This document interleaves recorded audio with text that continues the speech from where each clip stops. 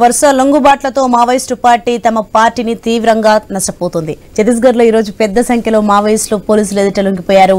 Bastar range పరిధిలోని 5 జిల్లాల పోలీసుల ఎదుట 25 మంది మహిళలతో సహా మొత్తం 66 మంది మావోయిస్టులు లొంగిపోయారు. బిజాపూర్ జిల్లాలో 13 మంది మహిళలతో సహా 25 మంది లొంగిపోగా వీరందరిపై 1,15,00,000 రూపాయల రివార్డు ఉన్నట్లు బస్తర్ సుందర్ రాజ్ వెల్లడించారు.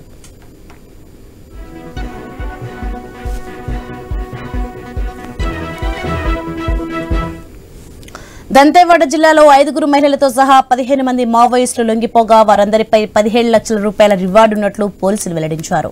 అలాగే కాంకేర్ జిల్లాలో పోలీసుల ఎదుట 3 మహిళలతో సహా మొత్తం 13 మంది మావోయిస్టులు లొంగిపోగా లొంగిపోయిన వారందరిపై 62 లక్షల రూపాయల రివార్డు ఉంది.